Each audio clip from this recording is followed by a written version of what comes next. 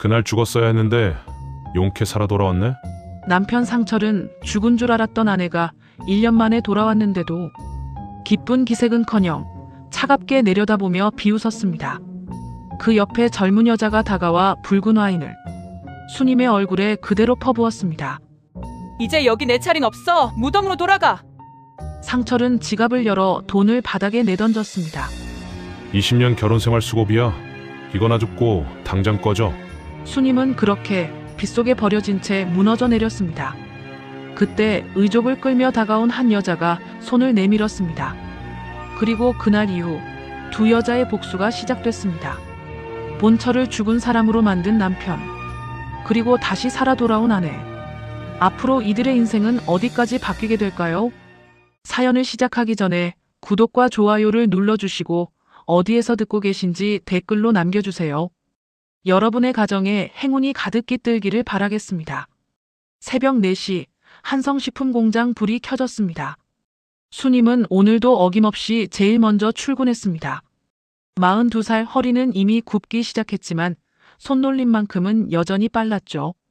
된장 발효실 온도를 체크하고 장독대마다 뚜껑을 열어 상태를 확인했습니다. 20년입니다. 남편 상철과 함께 맨손으로 일군 세월이 꼭 20년이었어요. 여보, 벌써 왔어요? 상철이 사무실 문을 열며 들어왔습니다. 수님은 얼른 손을 닦으며 환하게 웃었습니다. 장 상태 확인하려고요. 오늘 백화점 납품 물량이 많잖아요. 당신이 없으면 이 회사 하루도 못 돌아가. 상철의 칭찬에 수님의 뺨이 붉어졌습니다. 22살에 결혼해서 지금까지 남편의 말 한마디면 세상을 다 가진 기분이었죠. 가게 하나로 시작해 이제는 직원이 30명이 넘는 회사가 됐습니다. 수님은 단 하루도 쉬지 않고 남편 곁을 지켰어요. 수님은 새벽부터 저녁까지 쉴 틈 없이 일했습니다. 메주를 뒤집고 간장 숙성도를 확인하고 납품 물량을 정리했어요. 손톱 밑에는 늘 된장 냄새가 배어 있었지만 수님은 이 냄새가 좋았습니다. 남편과 함께 만들어낸 결실의 냄새니까요. 사모님, 오늘 생일이시죠? 축하드려요.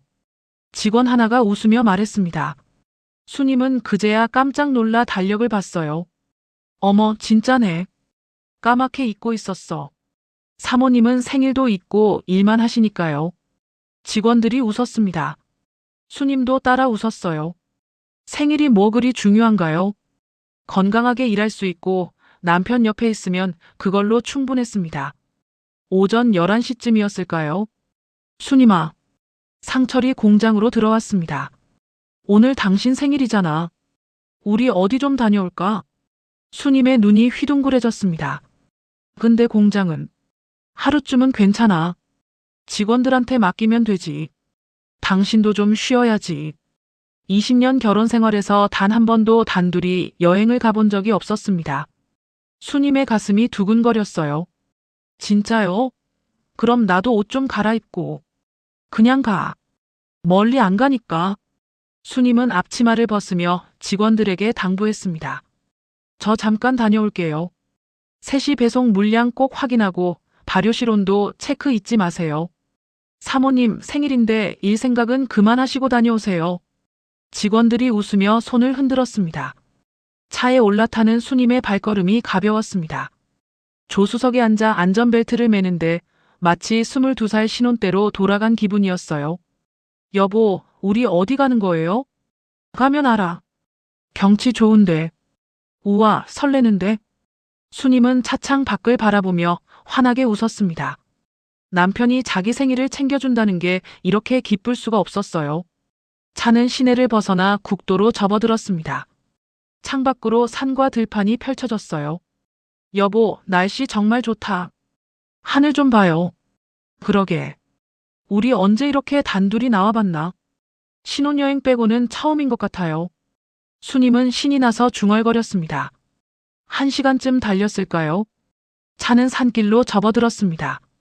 구불구불한 길 옆으로 깊은 계곡이 보였어요. 우와, 여기 경치 진짜 좋네요. 수님은 감탄하며 창밖을 내다봤습니다. 산 아래로 강물이 반짝이며 흘러가고 있었어요. 맞지? 여기 경치 괜찮아서. 여보가 어떻게 이런 데를 알았어요? 전에 거래처 사람이 추천해줬어. 수님은 행복했습니다. 남편이 이렇게 자기를 위해 준비해줬다는 게 감사했어요. 차가 한적한 도로에 멈춰 섰습니다. 나 잠깐 전화 좀 받고 올게. 중요한 전화라. 아, 그래요. 천천히 받고 와요. 상철이 차에서 내렸습니다. 수님은 창밖 풍경을 감상하며 기다렸어요. 산 공기가 정말 맑았습니다. 그때였습니다. 뒤에서 굉음이 들렸습니다. 수님이 백미러를 보는 순간 거대한 덤프트럭이 무서운 속도로 달려오고 있었어요. 트럭은 멈출 기미가 없었습니다. 으악! 엄청난 충격과 함께 차가 공중으로 떠올랐습니다. 수님의 몸이 좌석에서 튕겨나갔어요. 유리창이 산산조각 나며 얼굴에 파편이 박혔습니다. 차는 낭떠러지 아래로 추락했습니다. 한 바퀴, 두 바퀴. 차가 굴러떨어지는 동안 수님은 비명도 지르지 못했습니다. 머릿속이 하얘졌어요. 차가 강물에 떨어졌습니다. 차가운 물이 무섭게 차 안으로 밀려 들어왔어요. 수님은 정신을 차리려 했지만 머리가 어지러웠습니다. 어딘가에서 피가 흐르고 있었어요. 여보, 여보. 수님은 떨리는 손으로 문을 열려고 했습니다. 하지만 물의 압력 때문에 문은 꿈쩍도 하지 않았어요. 물이 허리까지, 가슴까지, 목까지 차올랐습니다. 여보가 구해주겠지. 수님은 그렇게 믿었습니다. 남편이 자기를 버릴 리 없으니까요. 20년을 함께 살았잖아요. 지금쯤 남편이 구조대를 부르고 있을 거예요. 물이 코를 덮었습니다. 수님은 숨을 참으려 했지만 폐가 터질 것 같았어요. 여보, 빨리. 수님의 의식이 흐려졌습니다. 그렇게 수님은 깊은 어둠 속으로 빠져들었습니다. 절벽 위에서 상철은 차가 강물로 가라앉는 걸 끝까지 지켜봤습니다. 그의 얼굴에는 아무런 감정도 없었어요. 마치 일상적인 일을 처리하는 것처럼 담담한 표정이었죠. 상철은 주머니에서 낡은 여자 신발 한 짝을 꺼냈습니다. 수님이 평소 신던 신발이었어요. 절벽 끝에 조심스럽게 놓았습니다. 그리고 또 하나 미리 준비해둔 편지를 신발 옆에 뒀죠. 미안합니다. 더는 살고 싶지 않습니다. 수님의 필체를 완벽하게 모방한 유서였습니다. 상철은 휴대폰을 꺼내 누군가에게 짧게 문자를 보냈습니다. 이제 방 청소해도 돼. 15분 뒤 상철은 경찰에 신고 전화를 걸었습니다. 그의 목소리는 울먹이고 있었어요. 제발 제 아내를 찾아주세요. 전화 받는 사이에 차가 사라졌어요. 아내가. 경찰이 현장에 도착했을 때 상철은 절벽 끝에 주저앉아 오열하고 있었습니다. 발견된 신발과 유서, 강물로 추락한 차량의 흔적. 부인께서 평소에 우울증 같은 게 있으셨습니까? 그게 최근에 많이 힘들어하긴 했어요. 일 때문에 스트레스를 많이 받았거든요. 상철의 연기는 완벽했습니다. 나흘 뒤 수님의 주치의라는 사람이 경찰서에 진료 기록을 제출했습니다. 심한 우울증과 자살 충동. 전부 위조된 서류였지만 경찰은 의심하지 않았어요. 목격자도 없고 차량 블랙박스도 물에 잠겨 회수 불가능했습니다. 한 달이 지났습니다. 실종 수사는 종결됐습니다. 시신은 발견되지 않았지만 모두가 수님의 죽음을 기정사실화했어요. 상철은 장례식도 치렀습니다. 빈소에서 목 놓아 우는 남편의 모습에 친정 식구들조차 그를 의심하지 않았죠. 상철 씨가 얼마나 슬퍼하는지. 수님이가 그렇게까지 힘들어한 줄 몰랐네. 그러게 말이야. 불쌍한 사람. 사람들은 상철을 위로했습니다. 장례식이 끝난 그날 밤, 상철은 집에 돌아와 수님의 방을 열었습니다. 옷장 가득 걸린 수님의 옷가지들. 20년의 흔적들. 상철은 하나하나 꺼내 쓰레기 봉투에 쑤셔 넣었습니다. 표정 하나 변하지 않았어요. 20년을 지우는 데는 고작 2시간이면 충분했습니다. 상철은 휴대폰을 꺼내 통화 버튼을 눌렀습니다. 미라야, 이제 들어와도 돼. 수화기 너머로 젊은 여자의 밝은 목소리가 들렸습니다. 오빠, 진짜? 드디어? 응. 내일부터 당당하게 다녀. 다음 날, 한성식품 사무실에 32살의 화려한 여자가 나타났습니다. 유미라. 상철의 비서라는 명목이었지만 직원들 눈에도 뭔가 이상했어요. 사모님 장례 치른 지 겨우 한 달밖에 안 됐는데. 쉿, 조용히 해. 사장님이 들으면 어떡해. 직원들은 수군거렸지만 감히 입 밖으로 내지는 못했습니다. 수님이라는 이름은 그렇게 세상에서 지워졌습니다. 그 무렵 어느 작은 병원 침대에서 수님이 천천히 눈을 떴습니다. 목소리가 나오지 않았습니다. 온몸이 욱신거렸어요. 천장이 빙글빙글 돌았습니다. 어머, 정신 차렸네. 옆에 앉아있던 할머니가 수님의 손을 꼭 잡았습니다. 낯선 얼굴이었어요. 수님은 멍하니 할머니를 바라봤습니다. 정신이 들어요? 이름이 뭐예요? 할머니의 물음에 수님은 입술을 달싹였습니다. 하지만 아무 말도 나오지 않았어요. 아니, 나올 수가 없었습니다. 자기가 누군지, 어디서 왔는지, 무슨 일이 있었는지 아무것도 기억나지 않았습니다. 수님의 눈에서 눈물이 주르륵 흘러내렸습니다. 할머니가 그 손을 꼭 쥐며 말했습니다. 괜찮아요. 천천히 생각나겠죠. 일단 살았으니 다행이에요. 수님은 그저 멍하니 천장만 바라보고 있었습니다. 할머니의 이름은 박순자였습니다. 수님이 눈을 뜬 병원은 작은 어촌 마을의 작은 병원이었어요. 순자 할머니가 새벽에 물가에서 쓰러져 있는 수님을 발견하고 급히 구조했던 겁니다. 의사 선생님이 기적이래요. 물에 그렇게 오래 있었는데 살아난 게. 순자 할머니는 매일같이 병원에 왔습니다. 천의 고아처럼 혼자인 수님을 친딸처럼 돌봐줬어요. 일주일쯤 지나자 수님은 겨우 말을 할 수 있게 됐습니다. 할머니, 제가 누구예요? 그걸 내가 어떻게 알아? 아가씨가 기억을 못하잖아. 수님은 머리를 쥐어뜯었습니다. 아무것도 떠오르지 않았어요. 자기 이름도 나이도 어디서 왔는지도. 머릿속이 텅 비어 있었습니다. 괜찮아요. 천천히 생각날 거예요. 일단 몸부터 추스르자고. 퇴원한 수님은 갈 곳이 없었습니다. 순자 할머니가 자기 집으로 데려갔어요. 바닷가 작은 식당이었습니다. 내가 혼자 식당 하는데 몸이 예전 같지 않아서 말이야. 아가씨가 도와주면 안 될까? 네. 제가 할 수 있는 일이면 뭐든지요. 수님은 식당 일을 시작했습니다. 설거지를 하고 홀을 닦고 손님들 주문을 받았어요. 신기하게도 몸은 기억하고 있었습니다. 칼질이 능숙했고 음식간을 맞추는 솜씨도 좋았죠. 아가씨, 요리 잘하네. 어디서 배웠어? 저도 모르겠어요. 그냥 손이 알아서. 수님은 자기가 누구였을까 매일 생각했습니다. 혹시 요리사였을까? 식당을 했을까? 하지만 아무리 머리를 쥐어짜도 기억은 돌아오지 않았어요. 1년이 흘렀습니다. 수님은 43살이 됐지만 자기 나이도 몰랐습니다. 그저 할머니 곁에서 묵묵히 일했어요. 어느덧 마을 사람들도 수님을 할머니 조카쯤으로 여기게 됐죠.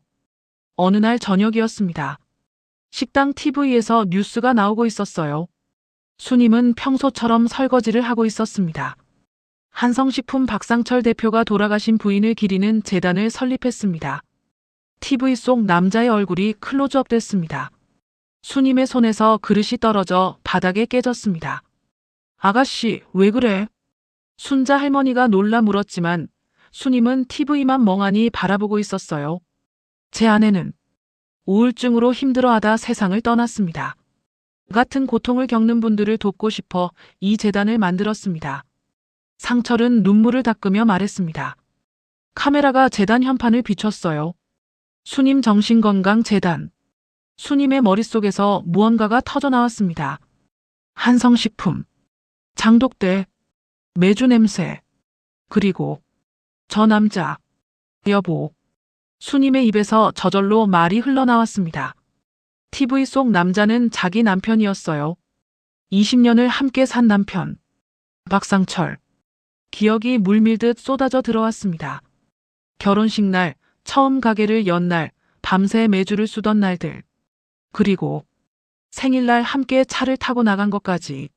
할머니, 저 기억났어요. 수님은 울먹이며 할머니를 붙잡았습니다. 정말 어디 사는지 기억나?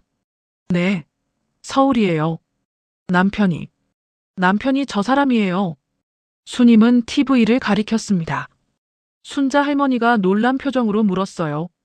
저 사람이 아가씨 남편이라고. 근데 저 사람은 부인이 죽었다잖아. 아니에요. 제가 살아있잖아요. 사고가 났었나 봐요. 그래서 기억을 잃었던 거예요. 수님의 가슴이 쿵쿵 뛰었습니다. 남편이 자기를 찾고 있었던 거예요. 재단까지 만들며 자기를 그리워하고 있었던 겁니다. 할머니, 저 서울 가야 돼요. 빨리. 그래, 그래야지. 어서 가봐. 다음 날 아침, 수님은 할머니가 쥐어준 돈으로 버스를 탔습니다. 서울까지 4시간. 수님은 가슴이 터질 것 같았어요. 여보, 나 살아있어. 내가 돌아갈게. 버스 안에서 수님은 계속 생각했습니다. 남편이 얼마나 놀라고 기뻐할까? 1년 동안 얼마나 힘들었을까? 수님은 빨리 남편을 안아주고 싶었어요. 오후 2시, 수님은 자기 집 앞에 섰습니다. 대문은 그대로였습니다. 1년 전 그날 아침 나갈 때 본 그 대문. 수님의 눈시울이 뜨거워졌어요. 그런데 이상했습니다. 대문 안쪽에서 웃음소리가 들렸어요. 여자 웃음소리와 아이 웃음소리. 그리고 남편의 목소리. 수님의 가슴이 철렁했습니다. 수님은 떨리는 손으로 초인종을 눌렀습니다. 발소리가 들렸습니다.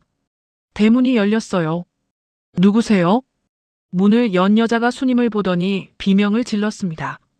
으악! 32살쯤 돼 보이는 화려한 여자였어요. 여자가 겁에 질려 뒤로 물러섰습니다. 수님은 어리둥절했어요. 저 수님이에요. 여기 주인. 여보. 여자가 소리쳤습니다. 안에서 상철이 나왔어요. 왜 그래, 미라야? 수님의 심장이 멎을 것 같았습니다. 1년 만에 보는 남편. 남편은 조금 더 살이 쪘고 옷차림도 더 좋아 보였어요.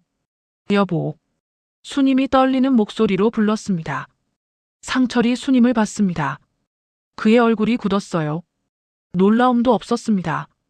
기쁨은 더더욱 없었죠. 상철의 눈빛은 차갑게 식어 있었습니다. 용케도 살아 돌아왔네. 상철의 입에서 흘러나온 말에 수님의 온몸이 얼어붙었습니다. 여보, 나야. 수님이야. 1년 동안 기억을 잃었다가 어제 당신 보고.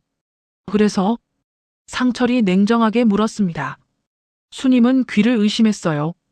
여보, 나 살아있었어. 내가 돌아왔다니까.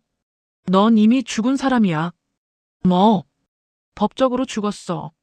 장례식도 치렀고. 그리고 이제 여기는 내 집이 아니야. 상철의 목소리는 얼음장처럼 차가웠습니다. 수님의 다리가 휘청거렸어요. 여보, 무슨 소리를 하는 거야? 그날 죽었어야 했는데. 상철이 중얼거렸습니다. 그 말이 수님의 귀에 똑똑히 들렸어요. 라고. 수님의 목소리가 떨렸습니다. 상철이 수님의 어깨를 세게 밀치며 말했어요. 이미 죽은 사람이 왜 나타나서 산 사람 인생 망치려는 거야? 수님이 비틀거리며 뒤로 넘어졌습니다. 길바닥에 주저앉았어요. 손바닥이 까졌습니다. 무릎에서 피가 났습니다. 여보, 왜 이러는 거야? 수님은 믿을 수가 없었습니다. 자기를 일으켜 세워줄 줄 알았던 남편이 자기를 밀쳤어요. 20년을 함께 살았잖아. 나 당신 위해서. 얼마나? 상철이 수님을 내려다봤습니다. 그 눈빛에는 조금의 미련도 동정심도 없었어요. 너 법적으로 이미 죽은 사람이야. 알아들어? 죽은 사람. 사망신고 다 됐어. 내 이름도 주민등록도 다 말소됐지. 귀신이나 마찬가지라고. 수님의 머릿속이 하얘졌습니다. 그때 미라가 와인 잔을 들고 밖으로 나왔습니다. 오빠 아직도 안 갔어요? 귀찮게. 미라가 차가운 미소를 지으며 다가왔어요. 그리고 수님의 얼굴에 붉은 와인을 확 끼얹었습니다. 으악! 차가운 액체가 얼굴을 타고 흘러내렸습니다. 눈이 따끔거렸어요. 와인 냄새가 코를 찔렀습니다. 귀신은 무덤으로 돌아가야죠. 산 사람 세상에 왜 나타나요? 미라가 비웃으며 말했습니다. 수님은 와인 범벅이 된 얼굴로 미라를 올려다봤어요. 당신, 뭐야? 나, 이 집 안주인이에요. 박상철 씨 부인. 뭐? 수님의 심장이 쿵 하고 내려앉았습니다. 미라가 상철의 팔에 매달렸습니다. 상철은 수님을 내려다보며 차갑게 말했어요. 다시는 나타나지 마. 경고야. 상철이 주머니에서 지갑을 꺼냈습니다. 몇만 원을 꺼내 수님의 발 앞 땅바닥에 던졌어요. 20년 수고비야. 이거나 받고 꺼져. 여보. 수님이 떨리는 손을 뻗었습니다. 하지만 상철은 이미 등을 돌렸어요. 앞으로 한 발짝이라도 이 집 근처에 나타나면 경찰 부를 거야. 상철이 바닥에 침을 뱉었습니다. 그 침이 수님의 손 옆에 떨어졌어요. 조용히 사라져. 쾅. 대문이 닫혔습니다. 수님은 그 자리에 그대로 앉아 있었습니다. 온몸이 떨렸어요. 와인이 옷에 스며들었습니다. 여보. 여보. 수님의 입에서 작은 소리만 새어나왔습니다. 그때 빗방울이 떨어지기 시작했습니다. 차가운 빗물이 수님의 머리를 적셨어요. 수님은 천천히 고개를 들어 대문을 바라봤습니다. 그제야 수님의 머릿속에서 퍼즐이 맞춰지기 시작했습니다. 사고가 아니었어. 수님의 입술이 파르르 떨렸습니다. 날 죽이려 했던 거야. 수님의 눈에서 눈물이 주르륵 흘러내렸습니다. 와인과 눈물과 빗물이 섞여 땅바닥에 떨어졌어요. 20년. 손이 부르트고 허리가 굽도록 일했던 세월. 새벽 4시부터 일어나 장독대를 닦았던 날들. 남편 한마디에 세상을 다 가진 것처럼 행복해했던 그 시간들. 전부 헛것이었던 겁니다. 수님의 목에서 신음이 터져 나왔습니다. 비가 거세졌습니다. 그 순간 수님의 가슴속 어딘가에서 무언가가 부서지는 소리가 들렸습니다. 남편을 향한 사랑이, 믿음이, 헌신이 산산조각 나는 소리였어요. 그리고 그 자리에 새로운 감정이 자라나기 시작했습니다. 차갑고 날카롭고 이글거리는 무언가. 증오였습니다. 수님은 비를 맞으며 천천히 일어섰습니다. 온몸이 젖어 있었어요. 와인과 빗물이 뒤섞여 흘러내렸습니다. 수님은 땅바닥에 돈을 주워 담았습니다. 한 장 한 장. 떨리는 손으로. 내 20년의 값이 이거라고. 수님의 눈빛이 변했습니다. 더 이상 눈물은 나오지 않았어요. 대신 눈동자 깊은 곳에서 무언가가 타오르기 시작했습니다. 나 안 죽었어. 박상철. 난 살아있다고. 수님은 대문을 마지막으로 한번 바라봤습니다. 그리고 등을 돌려 걸어갔습니다. 수님은 비를 맞으며 한참을 걸었습니다. 어디로 가야 할까요? 집은 없습니다. 돌아갈 곳도 없어요. 주머니에는 남편이 던진 돈 뭉치만 들어있었죠. 수님의 머릿속에 희망의 불씨가 살아났습니다. 그래요. 동사무소에 가면 됩니다. 자기 신분을 증명하면 돼요. 주민등록증을 다시 만들면 남편도 어쩔 수 없을 겁니다. 나라가 증명해주면. 그럼 나도 살아있는 사람이잖아. 수님은 바로 동사무소를 찾았습니다. 옷은 아직 축축했어요. 얼굴도 씻지 못했습니다. 거울을 봤더라면 수님은 거지와 다름없는 모습이었죠. 저기요. 수님이 민원 창구로 다가갔습니다. 젊은 여직원이 수님을 위아래로 훑어봤어요. 무슨 일이세요? 주민등록증을 다시 만들고 싶어서요. 분실했거든요. 신분 확인부터 해야 되는데요. 여기 지문 찍어보세요.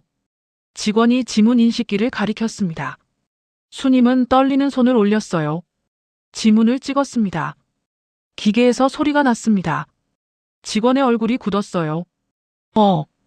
이게 뭐지? 직원이 모니터를 들여다봤습니다. 수님도 화면을 봤어요. 그리고 그 순간 수님의 심장이 멎었습니다. 사망자 실종 선고에 의한 말소 정보. 빨간 글씨로 화면 가득 그 문구가 떠 있었어요. 아주머니. 이미 사망하신 걸로 나오는데요. 직원이 당황한 얼굴로 수님을 봤습니다. 아니에요. 나 안 죽었어요. 살아있다고요. 수님이 소리쳤습니다. 옆 창구 사람들이 고개를 돌렸어요. 아주머니, 목소리 좀 낮춰주시고요. 시스템이 이렇게 나오는데 제가 어떻게. 시스템 오류예요. 나 진짜 살아있어요. 지금 여기 서 있잖아요. 수님이 창구를 탁 쳤습니다. 직원이 깜짝 놀라 뒤로 물러섰어요.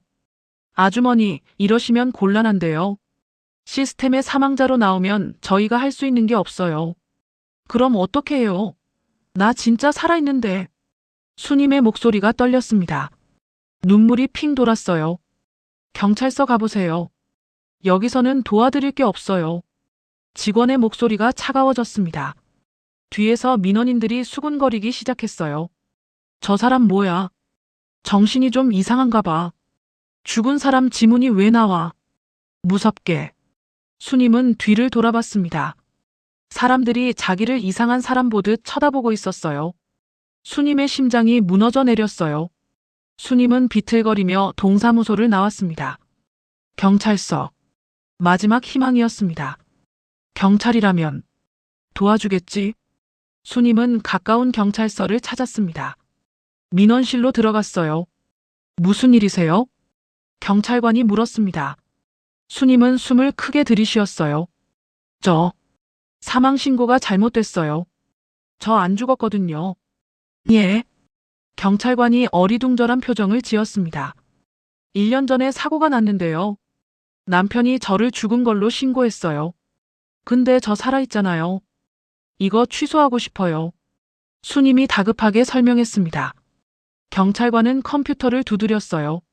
성함이 어떻게 되세요? 서수님이요. 생년월일은요? 수님이 생년월일을 말했습니다. 경찰관이 한참 화면을 들여다보더니 고개를 끄덕였어요. 아, 맞네요. 1년 전에 실종 신고 들어왔고 법원에서 사망 선고 확정됐네요. 그래서요. 그게 잘못된 거라고요. 저 살아있는데 왜 사망 선고를 해요? 아주머니, 진정하세요. 근데 말이죠. 경찰관이 난처한 표정을 지었습니다. 이미 법원에서 실종 선고 후 사망 확정 판결이 난 사안이라 저희가 해줄 수 있는 게 없어요. 없다니요? 그럼 저는 어떻게 해요? 법원에 가서 실종 선고 취소 소송을 하셔야죠. 수님의 머릿속이 하얘졌습니다. 소송. 이요? 네. 법원 판결이 난 건데 경찰이 마음대로 취소할 수 없잖아요. 변호사 선임해서 소송하시면 돼요. 경찰관은 마치 당연한 얘기를 하듯 말했습니다. 수님의 입술이 파르르 떨렸어요. 변호사요. 돈이 얼마나 들어요? 글쎄요. 몇백은 들지 않을까요? 몇백만 원. 수님의 주머니에는 남편이 던진 10만 원도 안 되는 돈만 있었습니다. 돈이 없는데요. 그럼 법률구조공단에 가보세요. 무료 변호해주는 데가 있어요. 거기 가려면 뭐가 필요해요? 글쎄요. 법률구조공단에 연락해보세요. 경찰관이 난처한 표정으로 고개를 긁었습니다. 아주머니, 죄송한데 저희가 더 이상 도와드릴 수 있는 게 정말 없어요. 법원 판결 난 거라서. 그럼 저는 어떻게 해요? 수님이 외쳤습니다. 경찰관이 뒤로 물러섰어요. 큰 소리 내지 마시고요. 여기서 이러시면 곤란합니다. 곤란하긴 제가 더 곤란해요. 저 살아있는데 나라에서 죽었다고 하잖아요. 아주머니, 일단 진정하시고 여기서 나가주세요. 경찰관이 단호하게 말했습니다. 다른 경찰관들이 슬슬 다가오기 시작했어요. 수님은 알았습니다. 여기서도 자기를 안 도와줄 거예요. 알겠어요. 수님이 힘없이 고개를 떨어뜨렸습니다. 경찰서를 나왔어요. 밖에는 또 비가 내리고 있었습니다. 수님은 경찰서 앞 계단에 주저앉았습니다. 온몸에 힘이 쭉 빠졌어요. 이제야 남편의 계획이 보였습니다. 단순히 죽이려고만 한 게 아니었어요. 법적으로 완전히 지워버린 겁니다. 실종 신고, 사망 선고, 주민등록 말소. 완벽했습니다. 설령 수님이 살아 돌아와도 아무것도 할 수 없게 만들어놨어요.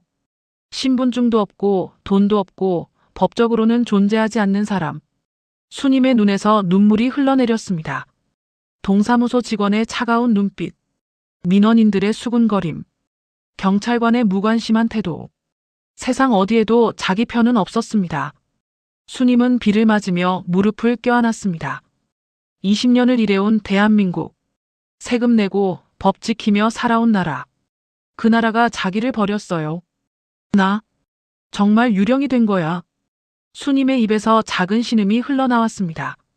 법적으로 죽은 사람, 어디에도 존재하지 않는 사람, 국가조차 인정하지 않는 사람. 수님은 이제 알았습니다. 남편 박상철이 얼마나 무서운 사람인지. 그는 단순히 수님을 죽이려 한 게 아니었어요. 완벽하게 지워버리려 했던 겁니다. 비는 더 거세게 내렸습니다. 수님은 경찰서 계단에 웅크린 채 떨고 있었어요. 지나가는 사람들은 수님을 거짓쯤으로 여기며 피해갔습니다. 아무도 수님을 보지 않았어요. 정말로 유령이 된 기분이었습니다. 수님은 주머니에서 젖은 돈 뭉치를 꺼냈습니다. 남편이 던진 돈. 20년의 값. 이게 전부야. 수님의 손이 떨렸습니다. 돈도 없고 신분도 없고 집도 없고 의지할 곳도 없습니다. 완전한 고립이었습니다. 수님은 비 내리는 하늘을 올려다봤습니다. 회색빛 하늘이 끝없이 펼쳐져 있었어요. 어떻게 해야 돼? 절망이 수님을 집어삼켰습니다. 비는 그칠 줄 몰랐습니다. 수님은 경찰서 앞 계단에 웅크린 채 떨고 있었어요. 그때였습니다. 빗소리 사이로 이상한 소리가 들렸습니다. 무언가 단단한 것이 바닥을 치는 소리였어요. 수님은 고개를 들었습니다. 한 여자가 우산을 쓰고 이쪽으로 걸어오고 있었어요. 여자의 걸음이 이상했습니다. 한쪽 다리가 의족이었어요. 여자는 수님 앞에 멈춰 섰습니다. 그리고 자기가 쓰고 있던 우산을 수님 머리 위로 옮겨들었어요. 빗소리가 잦아들었습니다. 수님은 천천히 고개를 들어 여자를 봤습니다. 정희 씨? 수님의 입에서 작은 목소리가 흘러나왔습니다. 김정희. 한성식품의 전 수석비서였어요. 수님은 정희를 알고 있었습니다. 몇 년 전까지 회사에서 함께 일했던 사람이니까요. 수님 사모님. 정희가 조용히 말했습니다. 그 목소리에는 묘한 감정이 담겨 있었어요. 왜? 여기. 사모님을 찾아왔어요. 정희가 수님 옆에 앉았습니다. 저를요? 왜? 박상철 그 사람한테 버림받은 거 알아요. 정희의 말에 수님의 눈이 커졌습니다. 어떻게? 저도 똑같이 당했거든요. 정희가 자기 다리를 내려다봤습니다. 의족. 수님은 그제야 정희의 얼굴을 제대로 봤어요. 1년 전보다 훨씬 야윈 얼굴. 깊게 파인 눈가. 하지만 그 눈빛만큼은 날카로웠습니다. 정희 씨. 다리가 왜? 박상철이 이렇게 만들었어요. 정희의 목소리가 차갑게 식었습니다. 1년 반 전이었어요. 사장님이 저한테 비자금 장부를 숨기라고 했죠. 근데 전 거부했어요. 불법인 거 알았으니까요. 수님은 숨을 죽이고 들었습니다. 그날 밤 퇴근길에 차 사고가 났어요. 덤프트럭이 저를 쳤죠. 수님의 심장이 쿵 내려앉았습니다. 사고. 아니었어요. 사장님이 사주한 거였어요. 제가 입을 열까봐 겁났던 거죠. 정희가 의족을 툭툭 쳤습니다. 왼쪽 다리를 잃었어요. 병원비도 안 대주고 오히려 저를 횡령범으로 몰았죠. 퇴직금 한 푼 없이 쫓겨났어요. 그런 일이. 수님의 목소리가 떨렸습니다. 사모님도 똑같이 당한 거 알아요. TV에서 사장님이 재단 만드는 거 봤어요. 그때 알았죠. 사모님을 죽인 거구나. 죽이려 했어요. 수님이 작게 말했습니다. 근데 실패했네요. 사모님이 살아 돌아왔으니까. 정희가 수님을 똑바로 봤습니다. 오늘 사모님이 집에 갔던 거 알아요. 제가 지켜봤거든요. 지켜봤다고요? 네. 박상철 그 인간을 무너뜨릴 기회를 노리고 있었어요. 그러다 사모님이 나타난 거죠. 정희의 눈빛이 날카로워졌습니다. 사모님 복수하고 싶으시죠? 수님의 심장이 두근거렸습니다. 저도 똑같아요. 1년 반 동안 이를 갈았어요. 언젠가 박상철 그 인간을 무너뜨리겠다고. 정희가 수님의 손을 잡았습니다. 차가운 손이었어요. 우리 함께해요. 함께? 정희가 가방에서 서류 뭉치를 꺼냈습니다. 박상철의 비리 문서, 비자금 장부 사본. 제가 몰래 챙겨뒀어요. 언젠가 쓸 날이 올 줄 알았거든요. 수님의 눈이 서류에 고정됐습니다. 이걸로 뭘 할 수 있어요? 당장은 아니에요. 지금 사모님 상태로는 법정에 설 수도 없죠. 먼저 숨어야 돼요. 숨는다고요? 네. 박상철이 사모님이 살아있는 걸 안 이상 아마 다시 죽이려 할 거예요. 정희의 말에 수님의 등골이 서늘해졌습니다. 저 강원도에 아는 곳이 있어요. 산골오지. 사람도 없고 추적도 안 돼요. 거기서 준비해요. 준비? 복수요. 정희가 차갑게 웃었습니다. 박상철은 완벽한 범죄를 저질렀다고 생각할 거예요. 안심하고 살겠죠. 정희의 눈빛이 이글거렸습니다. 그가 방심할 때 공격하는 거죠. 천천히 확실하게. 수님은 정희를 봤습니다. 1년 반 전 회사에서 봤던 그 차분한 비서는 없었어요. 지금 옆에 있는 건 복수기였습니다. 하지만 이상하게도 수님은 무섭지 않았어요. 오히려 든든했습니다. 정희 씨, 사모님, 전 진심이에요. 박상철 그 인간을 무너뜨리고 싶어요. 사모님도 그러시죠? 수님은 고개를 끄덕였습니다. 그럼 함께해요. 둘이서. 수님은 이제 혼자가 아니었습니다. 수님은 천천히 정희의 손을 잡았습니다. 좋아요. 함께해요. 두 손이 꽉 맞잡혔습니다. 저 사람을 반드시. 수님의 목소리가 떨렸습니다. 하지만 그건 두려움이 아니었어요. 분노였습니다. 무너뜨려요. 똑같이 망가뜨려야죠. 정희가 차갑게 말했습니다. 비는 여전히 내리고 있었습니다. 하지만 두 여자의 눈빛은 불타오르고 있었어요. 정희가 일어섰습니다. 의족이 바닥을 딱 쳤어요. 사모님, 일어나세요. 이제 여기 있으면 안 돼요. 정희가 수님을 일으켜 세웠습니다. 수님의 다리가 휘청거렸어요. 정희가 수님을 붙잡았습니다. 괜찮으세요? 네. 괜찮아요. 수님이 작게 대답했습니다. 두 여자는 나란히 계단을 내려갔습니다. 정희의 의족 소리와 수님의 발소리가 빗속에 울려 퍼졌어요. 그 소리는 마치 복수의 행진곡 같았습니다. 다음 날 새벽 두 사람은 강원도행 버스에 올랐습니다. 버스는 산길을 달렸어요. 서울에서 점점 멀어졌습니다. 수님은 창밖을 봤어요. 자기가 20년을 살았던 도시가 사라지고 있었습니다. 후회 안 하세요? 정희가 물었습니다. 뭘요? 도망치는 거요. 수님은 고개를 저었습니다. 아니요. 이게 맞아요. 수님의 눈빛이 단단해졌습니다. 숨어서 준비할 거예요. 천천히 확실하게. 그리고 돌아갈 거예요. 돌아가서요? 박상철을 무너뜨려야죠. 수님의 목소리는 낮았지만 단단했습니다. 버스는 산속 깊이 들어갔습니다. 사람들은 점점 줄어들었어요. 마지막 정류장에서 두 사람만 내렸습니다. 여기서 1시간 더 걸어야 돼요. 정희가 말했습니다. 수님은 정희의 다리를 봤어요. 괜찮겠어요? 이 정도는 익숙해요. 정희가 씁쓸하게 웃었습니다. 두 여자는 산길을 걸었습니다. 정희의 의족 소리가 산속에 울려 퍼졌어요. 그 소리를 들으며 수님은 생각했습니다. 박상철, 잘 봐둬. 우리 반드시 돌아갈 거야. 산 너머로 해가 떠올랐습니다. 새로운 시작이었어요. 두 여자의 긴 싸움이 지금 시작됐습니다. 폐가는 정말 폐가였습니다. 지붕은 반쯤 무너져 있었고 벽에는 금이 가 있었어요. 문짝도 제대로 달리지 않았습니다. 하지만 두 사람에게는 이것만으로도 감사했어요. 여기서 살 수 있을까요? 수님이 주저하며 물었습니다. 정희가 집안을 둘러봤어요. 고치면 돼요. 일단 비는 피할 수 있잖아요. 두 여자는 낮에는 집을 고치고 밤에는 나무 밑에서 잤습니다. 나흘 만에 지붕을 덮었어요. 일주일 만에 문짝을 달았습니다. 수님의 손은 금방 부르텄습니다. 손등이 갈라지고 피가 났어요. 하지만 멈추지 않았습니다. 이 정도 고통은 아무것도 아니야. 수님은 이를 악물었습니다. 한 달쯤 지났을까요? 집이 사람 살만해졌습니다.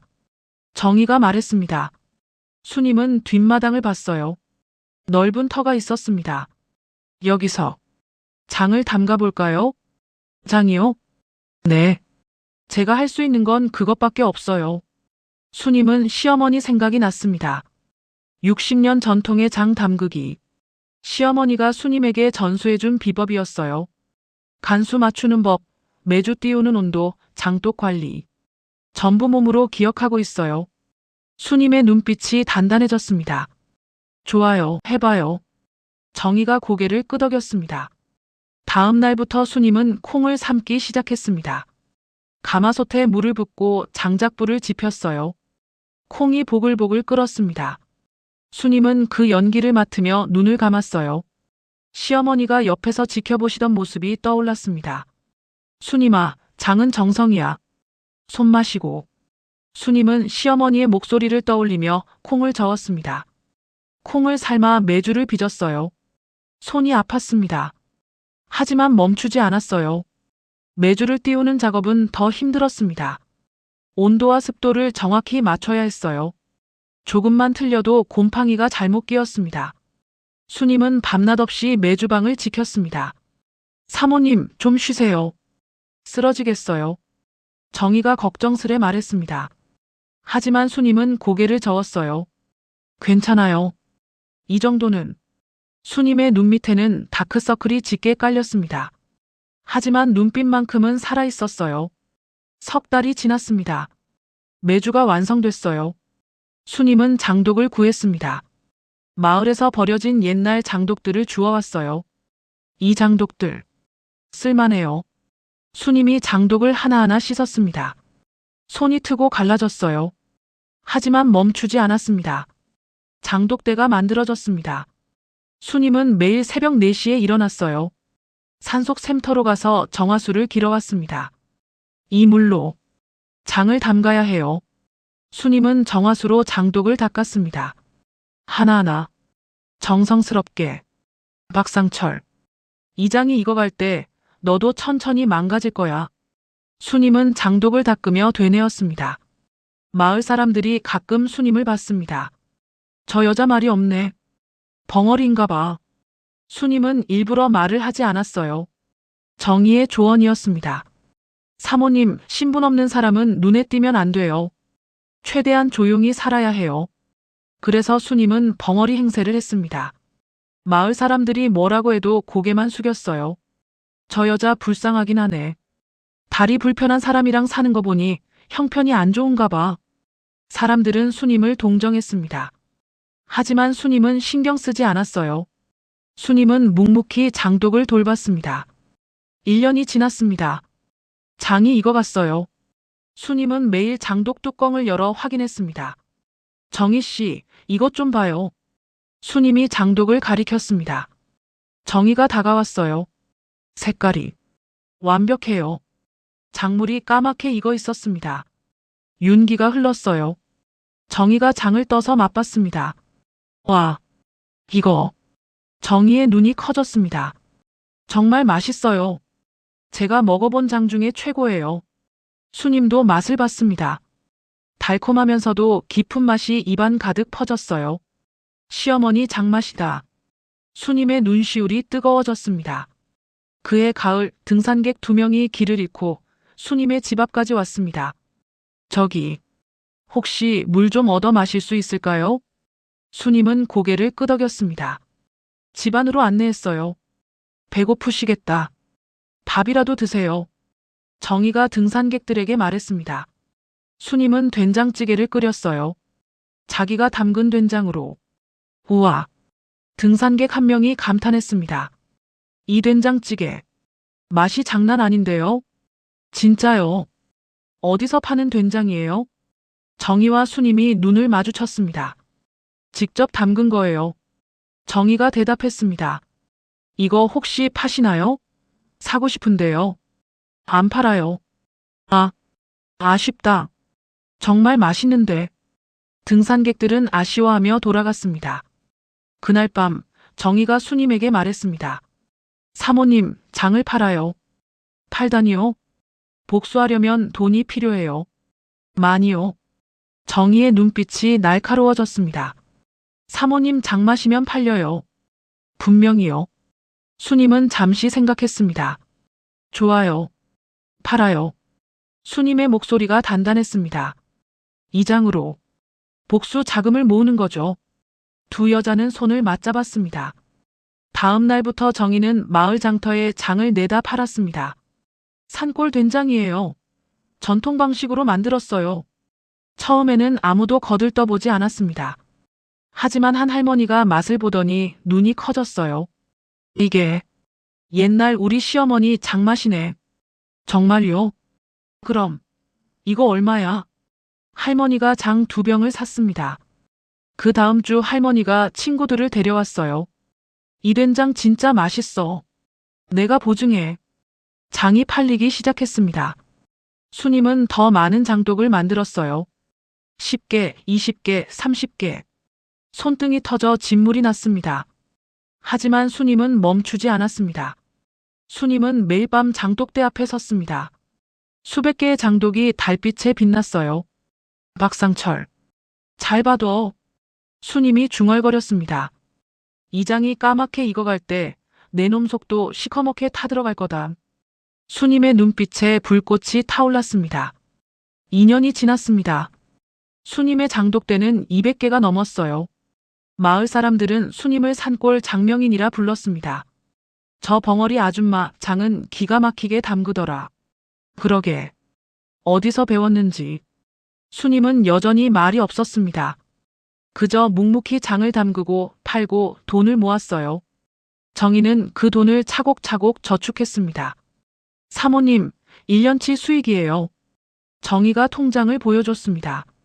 수님의 눈이 커졌어요. 이렇게나. 앞으로 더 늘어날 거예요. 입소문이 퍼지고 있거든요.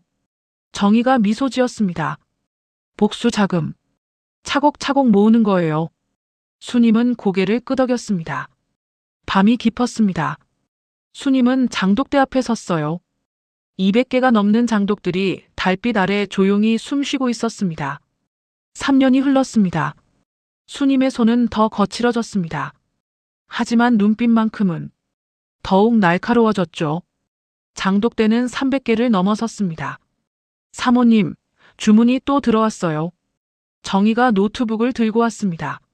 수님은 손을 닦으며 고개를 끄덕였어요. 이번엔 강남 백화점 VIP 고객들이에요. 소문 듣고 찾는데요. 얼마나요? 100통이요. 수님의 눈이 커졌습니다. 100통이면 큰 돈이었어요. 입소문이 엄청나요. 부유층 사이에서 산골 명품 된장으로 불린대요. 정희가 미소 지었습니다. 돈. 많이 모였겠네요. 네. 이제 슬슬 다음 단계로 넘어가야 할 때예요. 정희가 서류를 펼쳤습니다. 유령법인 3개 만들었어요. 장 판매 수익을 여기로 분산시킬 거예요. 왜요? 추적 막으려고요. 나중에 큰일 할 때 꼬리 잡히면 안 되니까요. 정희의 눈빛이 날카로워졌습니다. 그리고 이것 좀 보세요. 정희가 또 다른 서류를 꺼냈어요. 수님이 들여다봤습니다. 한성식품 주식이요? 네. 사모님, 이제 주식을 사요. 주식을? 남편 회사 주식이요. 조금씩 천천히. 들키지 않게. 수님의 심장이 두근거렸습니다. 나중에 결정적인 순간에 쓸 거예요. 주주로서 권한을 행사하는 거죠. 정희가 차갑게 웃었습니다. 좋아요. 해요. 수님이 고개를 끄덕였습니다. 그해 가을이었습니다. 검은색 승용차 한 대가 산골로 올라왔어요. 수님은 장독을 닦다가 차를 봤습니다. 저건. 가슴이 철렁 내려앉았어요. 차에 붙은 로고. 한성식품. 정희 씨. 수님이 급히 정희를 불렀습니다. 정희가 뛰어나왔어요. 한성식품 차예요. 뭐? 두 사람의 얼굴이 굳었습니다. 차에서 양복 입은 남자 둘이 내렸어요. 한성식품 마케팅팀이었습니다. 안녕하세요. 혹시 여기서 장 담그시는 분 계세요? 정희가 나섰습니다. 네, 무슨 일이신데요? 저희 한성식품 마케팅팀인데요. 소문 듣고 왔습니다. 혹시 저희 회사랑 계약할 의향 있으세요? 수님은 장독 뒤에 몸을 숨겼습니다. 심장이 미친 듯이 뛰었어요. 계약이요? 네. 저희가 유통 맡아서 전국적으로 판매하면 큰돈 되실 거예요. 정희는 침착하게 대답했습니다. 죄송한데요. 저희는 계약 안 해요. 소량만 생산하거든요. 그래도 한번 만나보시죠. 조건 좋게 드릴게요. 남자들이 안으로 들어오려 했습니다. 정희가 막아섰어요. 안 됩니다. 저희 선생님께서 외부인 싫어하세요. 선생님이요? 네. 장 담그시는 분이요. 말씀도 못하시고. 그때 수님이 얼굴을 수건으로 가리고 나타났습니다. 고개를 푹 숙이고 서 있었어요. 남자들이 수님을 봤습니다. 수님은 고개만 까딱했어요. 혹시 한번 맛이라도 볼 수 있을까요? 됩니다. 정희가 된장을 떠서 남자들에게 줬습니다. 남자들이 맛을 봤어요. 오, 이거. 남자 하나가 눈을 크게 떴습니다. 이 맛. 우리 회사 초창기 된장 맛이랑 똑같은데요? 수님의 손이 떨렸습니다. 그래요? 그냥 전통 방식으로 만든 건데. 정희가 태연하게 대답했습니다. 사장님이 이거 드시면 깜짝 놀라실 거예요. 돌아가신 사모님 손맛이랑 똑같거든요. 남자의 말에 수님의 가슴이 철렁 내려앉았습니다. 일단 사장님께 보고 드릴게요. 연락처 주시면 저희가 연락드릴게요. 정희가 단호하게 말했습니다. 남자들은 아쉬워하며 돌아갔어요. 일주일 뒤였습니다. 이번에는 더 비싼 차가 올라왔어요. 수님은 장독 뒤에 숨었습니다. 차에서 내린 사람을 보는 순간 수님의 온몸이 얼어붙었습니다. 박상철이었습니다. 5년 만에 보는 그는 살이 더 쪘고 머리는 반쯤 벗겨졌습니다. 욕심으로 가득한 얼굴이었어요. 수님은 장독 뒤에서 남편을 지켜봤습니다. 가슴이 미친 듯이 뛰었어요. 여기가 그 집이야? 상철이 비서에게 물었습니다. 네, 사장님. 여기요. 정희가 나왔습니다. 상철과 눈이 마주쳤어요. 정희. 상철의 얼굴이 굳었습니다. 정희도 알아봤죠. 예전 자기 비서였던 사람. 오랜만이네요, 사장님. 정희가 차갑게 웃었습니다. 여기서 뭐 하는 거야? 보시다시피 일하죠. 사장님이 날 쫓아낸 뒤로 여기서 살아요. 정희의 목소리에 도끼가 서렸습니다. 장 담그는 사람이 누군데? 왜요? 궁금하세요? 직접 확인하러 왔어. 상철의 눈빛이 날카로워졌습니다. 된장 좀 맛볼 수 있을까? 됩니다. 정희가 된장을 떠다 줬습니다. 상철이 맛을 봤어요. 그의 얼굴이 굳었습니다. 이거. 상철의 손이 떨렸습니다. 분명히 수님의 장맛이었어요. 시어머니에게 배운 그 장맛. 5년 전까지 회사에서 만들던 바로 그 맛. 이 맛. 수님이 장맛이잖아.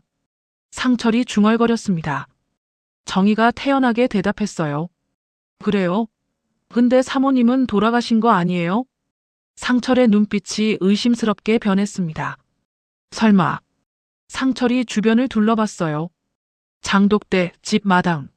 수님이 숨어 있을 만한 곳을 찾는 눈빛이었습니다. 설마 여기 있는 거 아니야? 누가요? 수님이. 상철의 목소리가 높아졌습니다. 상철이 집안을 들여다보려 했습니다. 정희가 막아섰어요. 사장님, 여기 그런 사람 없어요. 직접 봐야겠어. 상철이 안으로 들어오려 했습니다. 그때 준비된 대역 할머니가 나타났어요. 정희가 미리 마을에서 섭외해둔 노인이었습니다. 누구요? 왜 이렇게 시끄러워? 할머니가 허리 굽은 채 나왔습니다. 여든이 넘어 보이는 노파였어요. 얼굴은 주름투성이었고 목소리도 갈라져 있었습니다. 상철이 할머니를 봤습니다. 장 담그시는 분이 할머니세요? 그럼 내가 담그지. 할머니가 투박하게 대답했습니다. 상철은 할머니를 위아래로 훑어봤어요. 할머니, 어디서 장 담그는 법 배우셨어요? 배우긴. 우리 시어머니한테 배웠지. 60년 전에. 할머니가 퉁명스럽게 대답했습니다. 상철의 눈빛이 흔들렸습니다. 하지만 눈앞의 노파는 분명 수님이 아니었어요. 혼자 사세요? 저 애랑 같이 살지. 할머니가 정의를 가리켰습니다. 상철은 장독대를 둘러봤어요. 500개가 넘는 장독들. 수님이 있다면 숨을 곳이 없을 텐데. 보이지 않았습니다. 이상하네. 상철이 중얼거렸습니다. 뭐가요? 정의가 물었습니다. 아니, 그냥. 상철은 다시 된장을 봤어요. 분명 수님의 장맛인데. 하지만 수님은 여기 없었습니다. 우연이겠지. 그럴 수밖에. 상철이 스스로를 납득시키듯 말했습니다. 수님은 장독 뒤에서 숨을 죽이고 있었습니다. 상철과의 거리가 고작 10m. 들키면 모든 게 끝이에요. 제발, 제발 가줘. 수님의 손이 땀으로 젖었습니다. 저희랑 계약할 생각 없으세요? 상철이 할머니에게 물었습니다. 없어. 난 대량 생산 안 해.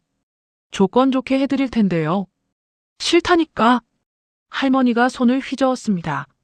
상철은 난처한 표정을 지었어요. 알겠습니다. 그럼 이만. 상철이 돌아서려다 다시 한번 주변을 둘러봤습니다. 마지막으로 확인하는 눈빛이었어요. 수님은 장독에 바짝 붙어 숨을 참았습니다. 상철의 시선이 장독대를 훑고 지나갔어요. 하지만 수님을 발견하지 못했습니다. 가시죠, 사장님. 비서가 말했습니다. 그래. 상철은 찝찝한 표정으로 차에 올랐어요. 차가 출발했습니다. 수님은 차가 완전히 사라질 때까지 숨죽이고 기다렸습니다. 차가 보이지 않게 되자 그제야 주저앉았어요. 온몸이 땀으로 젖어 있었습니다. 정의가 달려왔습니다. 사모님, 괜찮으세요? 간신히. 넘겼네요. 수님의 목소리가 떨렸습니다. 저 사람, 의심하고 있어요. 알아요. 장마 때문에요.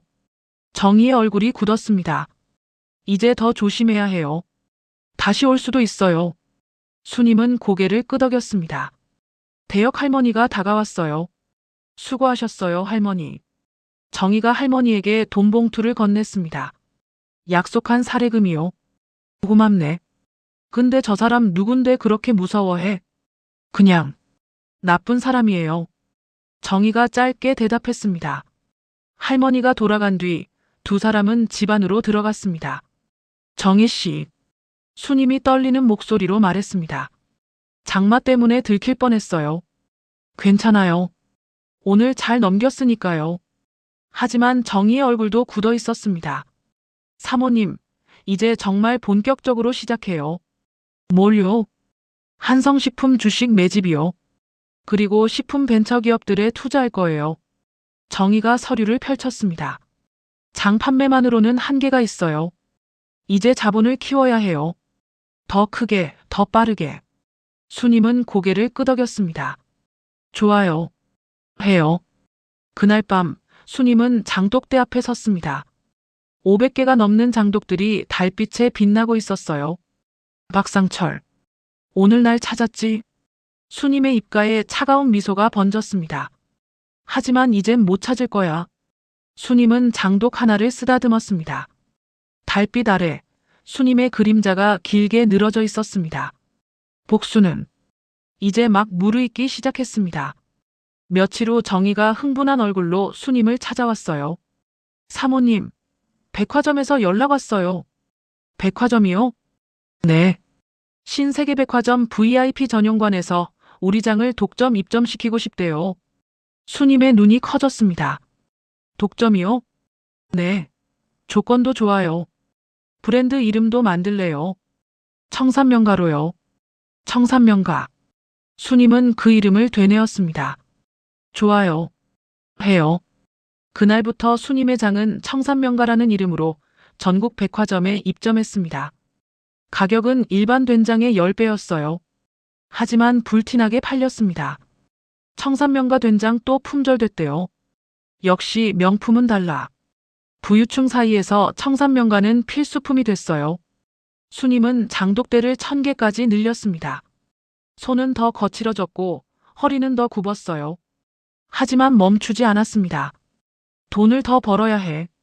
더 많이. 수님의 눈빛은 날카로웠습니다. 3년이 흘렀습니다. 수님은 55살이 됐어요. 두 사람은 산골에서 묵묵히 제국을 쌓아 올리고 있었습니다. 사모님, 이번 분기 수익이에요. 정희가 통장을 보여줬습니다. 수님은 숫자를 보고 눈을 깜빡였어요. 20억이요? 네. 청산병가 매출만 해도 월 5억이 넘어요. 정희가 미소 지었습니다. 그리고 이것 좀 보세요. 정희가 또 다른 서류를 펼쳤습니다. 식품 벤처 기업 5곳에 투자했어요. 전부 유망주들이에요. 수익은요? 이미 투자금의 3배를 회수했어요. 수님은 놀랐습니다. 정희의 사업 수완은 정말 대단했어요. 그리고 한성식품 주식도 계속 사모았어요. 지금 우리가 보유한 지분이 15%예요. 15%면 주주총회에서 영향력 행사할 수 있는 수준이죠. 정희의 눈빛이 빛났습니다. 박상철은 아직 모를 거예요. 차명으로 분산시켜놨으니까요. 수님은 고개를 끄덕였습니다. 잘했어요. 그 무렵 한성식품은 휘청거리고 있었습니다. 사장님, 이번 분기도 매출이 떨어졌습니다. 마케팅 팀장이 보고했습니다. 상철의 얼굴이 일그러졌어요. 얼마나? 작년 대비 30%요. 30%? 상철이 소리쳤습니다. 청산명가 때문입니다. 저쪽이 시장을 다 잠식했어요. 그 산골 된장이. 네. 이제 부유층은 다 청산명가만 찾습니다. 우리 제품은. 팀장이 말을 흐렸습니다. 상철은 이를 갈았어요. 공장식 대량 생산으로 원가를 낮췄지만 맛이 변했습니다. 수님이 만들던 그 손맛은 사라졌어요. 제품 개선 안 돼. 어렵습니다. 공장에서는 그 맛을 못 내요. 상철은 주먹으로 책상을 쳤습니다. 집에 돌아온 상철은 술을 마셨어요. 미라가 다가왔습니다. 오빠, 기분 안 좋아요? 회사 일 때문에. 잘 될 거야. 걱정 마요. 미라가 상철의 어깨를 주물렀습니다. 미라는 명품 가방을 10개씩 사들이고 고급 차를 몰았어요. 사치가 날로 심해졌습니다. 오빠, 나 좋은 투자처 알았어요. 투자처? 네. 건강식품 다단계인데 수익이 엄청 좋대요. 미라가 팜플렛을 보여줬습니다. 한 달에 30% 수익이래요. 30%? 그게 말이 돼. 진짜래요. 내 친구 언니가 하는 건데 벌써 억대 수익 냈대요. 상철은 피곤한 표정으로 고개를 저었어요. 알아서 해. 나한테 손 벌리지만 마. 알았어요. 미라는 상철 몰래 회사 비자금 계좌에서 돈을 빼냈습니다. 5억. 그 돈을 건강식품 회사에 투자했어요. 하지만 그 회사는 정희가 만든 페이퍼 컴퍼니였습니다. 사모님, 미라가 물렸어요. 정희가 웃으며 말했습니다. 5억 입금됐어요. 상철이 돈이에요? 그렇겠죠. 미라 개인 돈은 아닐 테니까요. 두 사람은 눈을 마주보며 미소 지었습니다. 상철의 비자금이 우리 손으로 넘어오는 거네요. 맞아요. 한 푼도 안 남기고 다 빼먹을 거예요. 정희의 목소리가 차가웠습니다. 6개월 뒤 미라는 더 큰 금액을 투자했습니다. 10억. 오빠 몰래 했어. 나중에 돈 벌면 깜짝 놀랄 거야. 미라는 혼자 기뻐했습니다. 하지만 그 10억도 정희의 손으로 넘어갔어요. 사모님, 총 15억 회수했어요. 상철이 비자금 다 빼낸 거네요. 네. 이제 한성식품 금고는 텅텅 비었어요. 수님은 창밖을 바라봤습니다. 박상철, 네가 쌓아온 게 무너지고 있어. 한성식품은 빠르게 무너졌습니다. 경쟁력은 떨어지고 내부 횡령으로 자금은 바닥났어요. 은행들이 대출 상환을 압박하기 시작했습니다. 사장님, 은행에서 대출금 회수한대요. 얼마? 50억입니다. 상철의 얼굴이 하얘졌습니다. 지금 회사에 현금이 얼마야? 10억도 안 됩니다. 비자금은? 그게 비어 있습니다. 뭐? 상철이 벌떡 일어났습니다. 비자금 계좌에 100억이 있었어. 사라졌습니다. 누가 빼낸 것 같은데. 상철은 집으로 달려가 미라를 다그쳤습니다. 당신이 뺐어. 뭘요? 비자금. 100억. 미라의 얼굴이 파래졌습니다. 그게 투자했어요. 뭐, 건강식품 회사에 수익 좋다고 해서. 상철은 미라의 멱살을 잡았습니다. 어디? 어느 회사? 미라가 떨리는 손으로 서류를 보여줬어요. 상철이 확인해 보니 그 회사는 이미 사라진 뒤였습니다. 사기야. 사기. 상철이 주저앉았습니다. 그 무렵 수님은 움직였습니다. 정혜 씨, 한성식품 채권사요. 채권이요? 네. 은행들이 팔 거예요. 우리가 사는 거죠. 정희가 눈을 빛냈습니다. 그럼 사모님이 최대 채권자가 되는 거네요? 맞아요. 상철의 목줄을 쥐는 거예요. 수님의 목소리가 차가웠습니다. 정희는 차명회사를 통해 한성식품의 채권을 사들였습니다. 50억, 100억, 200억. 사모님, 이제 우리가 한성식품 최대 채권자예요. 좋아요. 수님은 고개를 끄덕였습니다. 나흘 뒤 두 사람은 산골집 앞에 섰습니다. 사모님, 이제 서울로 갈 시간이에요. 정희가 말했습니다. 수님은 장독대를 바라봤어요. 1000개가 넘는 장독들이 햇빛에 빛나고 있었습니다. 10년이에요. 수님이 조용히 말했습니다. 여기서 10년을 살았어요. 준비했어요. 이제 끝낼 시간이죠. 정희가 수님의 손을 잡았습니다. 박상철을 무너뜨리러 가요. 수님은 고개를 끄덕였습니다. 그녀의 눈빛은 차갑고 단단했어요. 가요. 이제 끝장을 보러. 두 사람은 짐을 챙겼습니다. 많지 않았어요. 옷가지 몇 벌과 서류 뭉치. 하지만 그 서류 속에는 박상철을 무너뜨릴 모든 무기가 들어 있었습니다.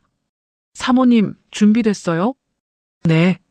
수님은 마지막으로 장독대를 돌아봤습니다. 고마웠어.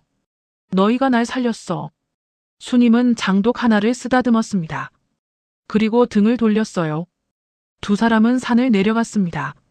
서울로 가는 길. 복수의 완성을 향한 길. 수님의 입가에 차가운 미소가 번졌습니다. 박상철. 이제 내 차례야. 서울로 돌아온 수님은 정희와 함께 조용한 오피스텔에 자리 잡았어요.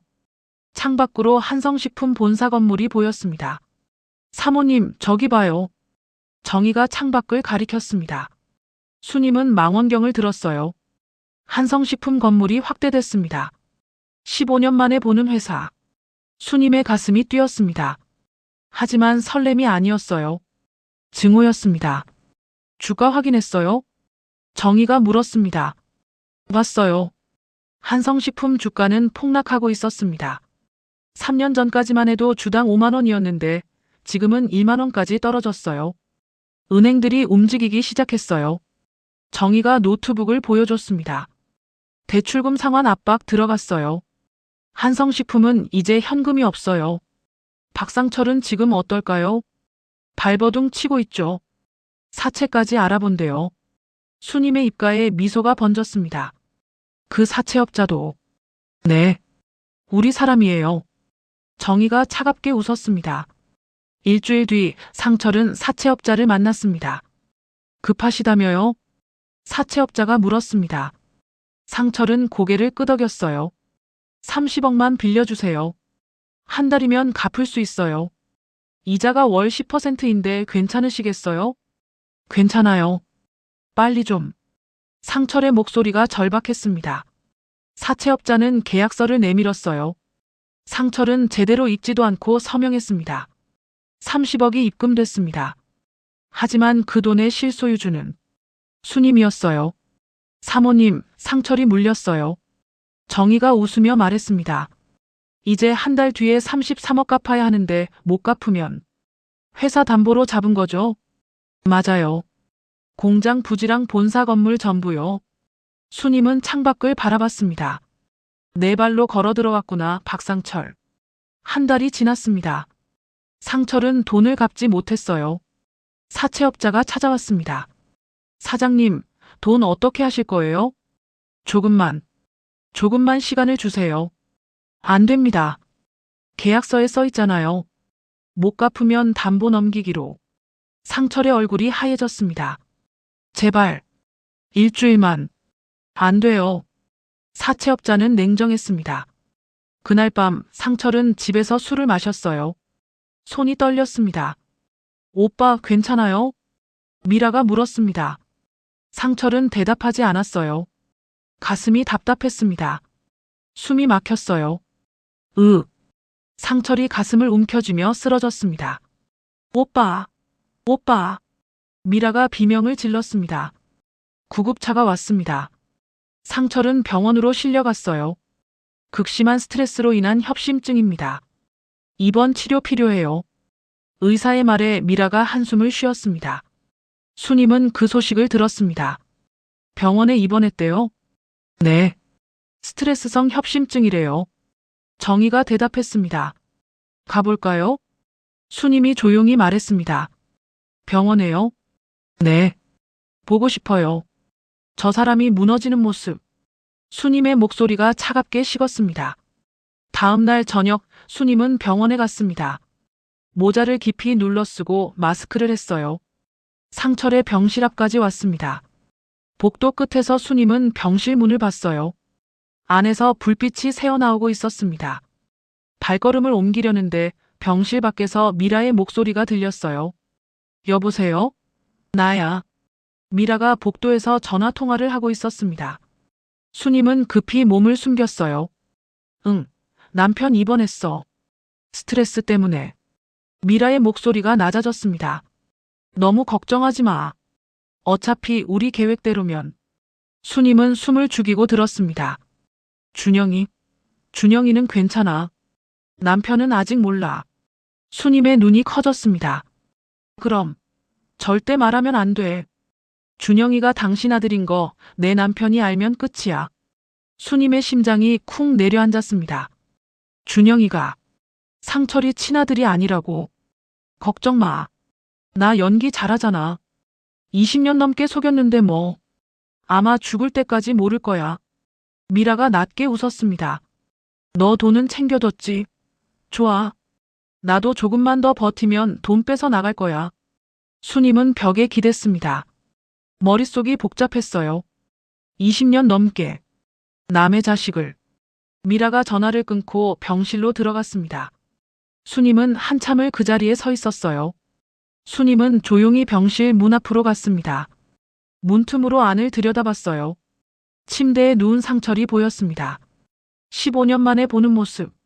상철은 늙었습니다. 59살. 머리는 거의 다 벗겨졌고 얼굴은 초췌했어요. 수님은 그 모습을 봤습니다. 가슴 한 구석이 허전했습니다. 내가 뭘 위해 여기까지 왔지? 수님의 머릿속에 과거 신혼 초에 다정했던 상철과의 기억이 스쳐 지나갔습니다. 그때는 진심이었을까요? 아니면 전부 거짓이었을까요? 수님의 눈에 눈물이 맺혔습니다. 15년입니다. 복수를 위해 15년을 살았어요. 손이 부르트고 허리가 굽고 밤을 새우며 장독을 닦았습니다. 그 모든 게 저 남자를 무너뜨리기 위해서였어요. 그런데 지금 저 사람을 보니 불쌍했습니다. 아니, 불쌍한 게 아니에요. 허무했어요. 내가 복수의 괴물이 된 건 아닐까? 수님은 자기 손을 봤습니다. 거칠고 갈라진 손. 20년 전 부드럽던 손은 사라졌어요. 나도 저 사람 때문에 망가진 거야. 수님의 가슴이 먹먹했습니다. 복수가 끝나면 뭐가 남을까요? 돈? 회사? 그런 게 중요한가요? 수님은 고개를 저었습니다. 아니야. 수님의 눈빛이 단단해졌습니다. 상철은 사람을 죽이려 했습니다. 그리고 정의의 다리를 빼앗아갔어요. 20년을 함께 산 아내를 버렸습니다. 그런 사람이 편하게 살면 안 돼요.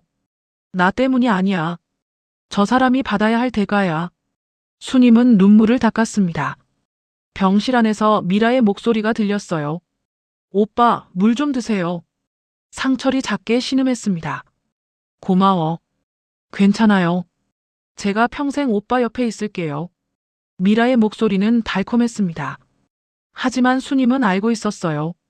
저 여자의 진심을. 수님은 병실 문에서 물러났습니다. 복도를 걸으며 수님은 생각했습니다. 망설임은 이제 끝이에요. 상철은 받아야 합니다. 자기가 저지른 죄의 대가를. 수님은 병원을 나왔습니다. 밤 공기가 차갑게 느껴졌어요. 사모님, 정희가 주차장에서 기다리고 있었습니다. 어떠셨어요? 수님은 잠시 침묵했습니다. 정희 씨. 네. 준영이 유전자 검사 준비해요. 유전자 검사요? 네. 미라 비밀 들었어요. 준영이가 상철이 친아들이 아니래요. 정희의 눈이 커졌습니다. 진짜요? 네. 20년을 속인 거예요. 수님의 목소리가 차가웠습니다. 이거 결정타로 쓸 거예요. 좋아요. 바로 준비할게요. 정희가 고개를 끄덕였습니다. 차 안에서 수님은 창밖을 봤습니다. 박상철, 네가 쌓아온 모든 게 거짓이었어. 수님의 눈빛이 불타올랐습니다. 망설임은 끝이었습니다. 그 후 몇 년이 더 흘렀습니다. 수님은 법률사무소에 앉아 있었습니다. 변호사가 서류를 정리하며 말했어요. 축하드립니다. 법원에서 실종 선고 취소 판결이 나왔어요. 수님은 판결문을 받아들었습니다. 떨리는 손으로 펼쳤어요. 서수님의 실종 선고를 취소하고 사망 등록을 말소한다. 20년입니다. 20년 만에 수님은 다시 살아났어요. 주민등록도 복구됩니다. 이제 법적으로 살아계신 거예요. 변호사의 말에 수님의 눈시울이 뜨거워졌습니다. 감사합니다. 아니에요. 당연한 권리를 찾으신 거죠. 수님은 법률사무소를 나왔습니다. 햇빛이 눈부셨어요. 이제 시작이야. 다음 날 수님과 정희는 경찰서에 갔습니다. 이게 증거입니다. 정희가 서류 뭉치를 형사 앞에 놓았어요. 20년 전 덤프트럭 기사 참회록입니다. 박상철이 3천만 원을 주고 사고를 지시했다고 자백했어요. 형사가 서류를 넘겼습니다. 그리고 이건 박상철의 비자금 장부예요. 횡령과 배임 증거입니다. 이걸 어떻게? 제가 전 비서였거든요. 몰래 챙겨뒀죠. 정희의 목소리가 차갑게 식었습니다. 형사는 한참 서류를 검토했어요. 이 정도면 살인교사 혐의 충분합니다. 체포할 수 있어요? 수님이 다급하게 물었습니다. 물론이죠. 바로 영장 청구하겠습니다. 수님은 숨을 깊이 들이쉬었습니다. 드디어 사흘 뒤였습니다. 한성식품 긴급 이사회가 열렸어요. 회사는 파산 직전이었습니다. 사장님, 채권자들이 회사 매각을 요구하고 있습니다. 이사 한 명이 말했습니다. 상철은 초췌한 얼굴로 앉아 있었어요. 조금만 시간을 주면. 시간이 없습니다. 은행 빚만 200억이에요. 그래도 그때였습니다. 회의실 문이 열렸습니다. 모두가 고개를 돌렸어요. 한 여자가 걸어 들어왔습니다. 검은색 정장을 입은 여자. 허리는 곧게 펴져 있었고 눈빛은 차가웠어요. 상철의 얼굴이 하얘졌습니다. 수님이었습니다. 20년 전 쫓아냈던 그 여자.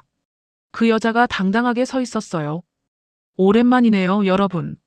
수님의 목소리가 회의실에 울려 퍼졌습니다. 수님 사모님. 이사들이 웅성거렸습니다. 죽은 줄 알았는데. 어떻게? 수님은 상철 앞으로 걸어갔습니다. 그리고 서류 한 장을 상철 얼굴에 던졌어요. 종이가 상철의 책상 위에 떨어졌습니다. 뭐야 이게? 상철이 떨리는 손으로 서류를 집었습니다. 실종 선고 취소 및 사망 말소 판결문. 법원 판결이에요. 전 이제 법적으로 살아있는 사람이죠. 수님이 차갑게 말했습니다. 네가 어떻게? 놀랐어요? 그때 날 죽였는데 다시 살아 돌아와서 20년 전에 내가 나 살아있다고 당신 찾아갔는데 날 모른 척 했잖아. 당신은 날 2번 죽였어. 수님의 목소리에 도끼가 서렸습니다. 이사들이 수근거렸어요. 죽이려 했다니. 무슨 소리예요? 사장님이 사모님을. 수님은 정희에게 고개를 끄덕였습니다. 정희가 앞으로 나왔어요. 여러분, 제가 설명드리죠. 박상철 사장은 20년 전 서수님 사모님을 살해하려 했습니다. 덤프트럭 기사를 매수해서 차를 강물에 빠뜨렸죠. 뭐라고? 이사들이 경악했습니다. 거짓말이야. 증거 있어. 상철이 소리쳤습니다. 증거요? 수님이 서류를 꺼냈습니다. 덤프트럭 기사 참회록이에요. 당신이 3천만 원 주고 사고 지시했다고 자백했어요. 상철의 얼굴에서 핏기가 사라졌습니다. 그리고 수님이 한 걸음 더 다가갔습니다. 이 땅, 이 공장 부지 알아요? 그게 왜? 전부 제 거예요. 정확히는 제 시댁 종중 땅이에요. 시어머니께서 돌아가시기 전에 제 이름으로 물려주셨죠. 수님이 또 다른 서류를 던졌습니다. 등기부등본이에요. 확인해 보세요. 상철이 서류를 펼쳤습니다. 그의 손이 부들부들 떨렸어요. 토지 소유자 서수님. 이게 이럴 리가. 당신은 20년 동안 제 땅에서 장사한 거예요. 월세도 안 내고요. 수님의 목소리가 얼음장처럼 차갑게 식었습니다. 그리고 제가 법적으로 살아났으니까 당신이 진행한 모든 상속과 지분 양도는 무효예요. 전부 다요. 상철이 주저앉았습니다. 안 돼. 이럴 수가. 아, 그리고 말이죠. 수님이 마지막 서류를 꺼냈습니다. 그리고 준영이라고 했나? 당신 아들. 준영이가 왜? 친자 감정 결과예요. 수님이 서류를 상철 앞에 던졌습니다. 상철이 떨리는 손으로 서류를 집어들었어요. 부자관계 확률 0%. 이게 무슨? 준영이는 당신 아들이 아니에요. 상철의 눈이 뒤집혔습니다. 거짓말. 거짓말이야. 미라한테 물어보세요. 20년 가까이 당신 속였어요. 남의 자식 키우느라 고생 많았어요. 수님의 입가에 차가운 미소가 번졌습니다. 그때였습니다. 회의실 문이 벌컥 열렸습니다. 경찰입니다. 형사 4명이 들어왔어요. 박상철 씨죠? 살인 교사 및 배임 횡령 혐의로 체포합니다. 아니야. 내가 안 그랬어. 상철이 비틀거렸습니다. 형사가 상철의 손에 수갑을 채웠어요. 당신에게는 묵비권이 있으며 형사의 목소리가 차갑게 울려 퍼졌습니다. 상철은 수님을 봤어요. 그의 눈에는 믿을 수 없다는 표정이 가득했습니다. 수님이 상철을 내려다봤습니다. 20년 전에 날 죽이려 했을 때 생각했어야죠. 이제 감옥에서 평생 살아요. 당신이 나한테 한 것처럼. 수님의 목소리는 차갑고 단단했습니다. 정의가 앞으로 나왔습니다. 박상철. 정의가 상철을 똑바로 봤어요. 내 다리 기억나요? 상철의 얼굴이 굳었습니다. 당신이 빼앗은 내 다리. 20년 동안 이 의족 끌고 다니면서 당신 죽이고 싶었어요. 정의의 목소리가 떨렸습니다. 이제 감옥에서 평생 살아. 썩어 죽을 때까지. 정의가 소리쳤습니다. 회의실이 조용해졌어요. 형사들이 상철을 끌고 나갔습니다. 상철이 발버둥쳤지만 소용없었어요. 문이 닫혔습니다. 회의실에 정적이 흘렀습니다. 이사들은 멍하니 수님을 봤어요. 사모님, 진짜 살아계셨군요. 한 이사가 떨리는 목소리로 말했습니다. 네, 살아있어요. 20년 동안 이날을 기다렸죠. 수님이 회의실을 둘러봤습니다. 정의가 서류를 펼쳤습니다. 서수님 사모님은 한성식품 최대 채권자이자 토지 소유주입니다. 법적으로 모든 권한이 사모님께 있어요. 이사들이 웅성거렸습니다. 그럼 회사는 정상화시킬 거예요. 수님이 단호하게 말했습니다. 박상철이 망쳐놓은 이 회사, 제가 다시 일으켜 세울 겁니다. 그 순간 정의의 휴대폰이 울렸습니다. 네. 아, 네. 알겠습니다. 정의가 전화를 끊고 수님을 봤어요. 사모님, 미라 잡혔대요. 어디서요? 인천공항이요. 돈 챙겨서 도망가려다 붙잡혔대요. 수님은 고개를 끄덕였습니다. 모든 게 끝났습니다. 박상철은 체포됐고 미라도 잡혔어요. 수님은 창밖을 봤습니다. 한성식품 공장이 보였어요. 20년 전 새벽부터 밤까지 일했던 그곳. 20년이 흘렀습니다. 그 시간 동안 수님은 죽었다가 다시 살아났어요. 산골에 숨어 장독을 닦으며 복수를 준비했습니다. 그리고 오늘 드디어 끝났습니다. 사모님, 이사 한 명이 조심스럽게 말했습니다. 저희 사모님을 새 회장으로 모시고 싶습니다. 다른 이사들도 고개를 끄덕였어요. 찬성합니다. 저도 찬성이요. 수님은 잠시 침묵했습니다. 그리고 천천히 고개를 끄덕였어요. 알겠습니다. 받아들이죠. 박수 소리가 터져 나왔습니다. 수님은 회장 자리에 앉았습니다. 20년 전 남편이 앉았던 그 자리. 하지만 이제 그 자리는 수님의 것이었어요. 정희가 수님 옆에 섰습니다. 축하해요, 사모님. 고마워요, 정혜 씨. 두 여자는 눈을 마주보며 미소 지었습니다. 20년의 싸움. 드디어 승리했습니다. 수님은 창밖을 봤어요.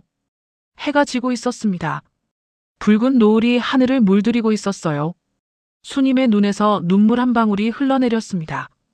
그건 슬픔의 눈물이 아니었어요. 해방의 눈물이었습니다. 재판은 빠르게 진행됐습니다. 박상철, 살인교사 및 배임 횡령으로 징역 20년. 유미라, 횡령 및 사기방조로 징역 15년. 판결이 떨어지던 날, 수님은 방청석에 앉아 있었어요. 상철이 끌려가는 모습을 끝까지 지켜봤습니다. 상철은 한 번도 수님을 쳐다보지 못했어요. 2년이 흘렀습니다. 수님은 한성식품을 정상화시켰어요. 전문 경영인을 영입하고 회사는 다시 살아났습니다. 하지만 수님은 경영 일선에서 물러났어요. 이젠 쉬고 싶어요. 수님은 정희에게 말했습니다. 그러세요. 충분히 쉴 자격 있어요. 두 사람은 조용한 삶을 준비했습니다. 그러던 어느 날이었습니다. 사모님, 박상철이 출소했대요. 정희가 급히 전화를 걸어왔어요. 출소요? 2년밖에 안 됐는데? 형집행정지래요. 말기암이라고. 수님은 잠시 침묵했습니다. 그렇군요. 사모님, 조심하세요. 혹시 찾아올 수도. 괜찮아요. 이젠 무섭지 않아요. 수님은 전화를 끊었습니다. 며칠 뒤 비가 내렸습니다. 수님은 회사 일로 외출했다가 집으로 돌아가는 길이었어요. 운전기사가 차를 몰고 있었습니다. 차는 자기 집 대문 앞에 멈춰 섰어요. 회장님, 도착했습니다. 고마워요. 수님이 차창을 내렸습니다. 빗방울이 얼굴에 튀었어요. 그때였습니다. 대문 옆 길바닥에 누군가 쓰러져 있었습니다. 수님의 심장이 철렁했어요. 저 사람. 운전기사도 봤습니다. 수님은 차에서 내렸습니다. 천천히 다가갔어요. 쓰러진 사람이 고개를 들었습니다. 수님의 발걸음이 멈췄습니다. 박상철이었습니다. 뼈만 앙상하게 남은 몸, 푹 꺼진 눈, 머리카락은 거의 다 빠졌어요. 누더기 옷을 걸치고 있었습니다. 수님. 상철의 목소리가 바람에 실려왔습니다. 수님은 그 자리에 섰습니다. 20년 전 자기가 바로 이 자리에 쓰러져 있었어요. 비를 맞으며 와인을 뒤집어 쓰고 남편에게 버림받았었죠. 상철이 무릎으로 기어왔습니다. 비에 젖은 바닥을 긁으며 다가왔어요.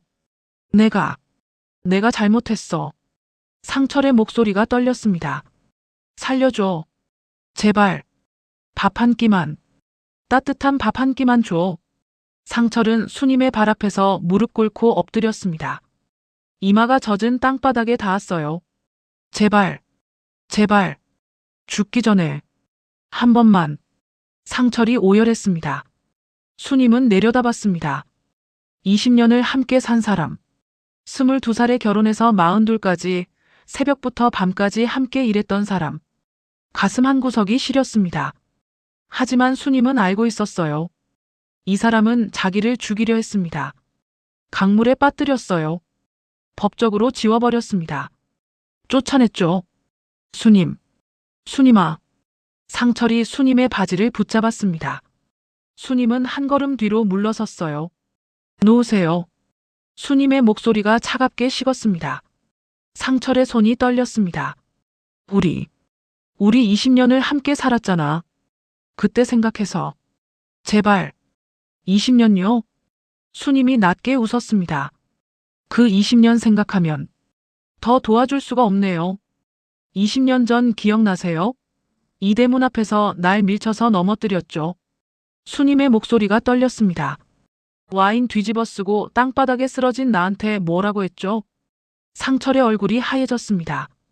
귀신은 무덤으로 돌아가라고 했어요. 이미 죽은 사람이 왜 나타나서 산 사람 인생 망치냐고. 수님은 한 걸음 더 다가갔습니다. 그리고 돈 던졌죠. 20년 값이라고. 상철은 고개를 들지 못했어요. 수님아, 미안해. 진짜 미안해. 사과는.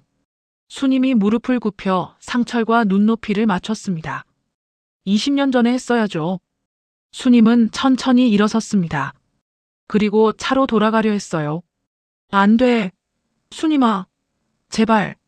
상철이 수님의 다리를 붙잡았습니다. 하지만 힘이 없었어요. 수님은 상철의 손을 떼어냈습니다. 놓으세요. 제발, 제발, 살려줘. 상철이 울먹였습니다. 수님은 차 문을 열었어요. 차에 올라탔습니다. 상철이 차 옆으로 기어왔습니다. 수님, 수님아. 상철이 차창을 두드렸습니다. 수님은 창문 너머로 상철을 봤어요. 빗물과 눈물 범벅이 된 얼굴. 수님은 천천히 입을 열었습니다. 저기요. 수님의 목소리가 차갑게 울렸습니다. 내 눈엔 죽은 사람만 보여서요. 상철의 손이 멈췄습니다. 당신같이 산 사람은 도와줄 수가 없네요. 수님은 차창을 올렸습니다. 유리창이 천천히 올라갔어요. 상철의 얼굴이 점점 가려졌습니다. 상철이 차에 매달렸습니다. 하지만 차는 움직였어요. 출발하세요. 지금은 집에 가고 싶지 않네요. 수님이 조용히 말했습니다. 차가 천천히 앞으로 나갔습니다. 상철이 차 뒤를 쫓아왔지만 금방 쓰러졌어요.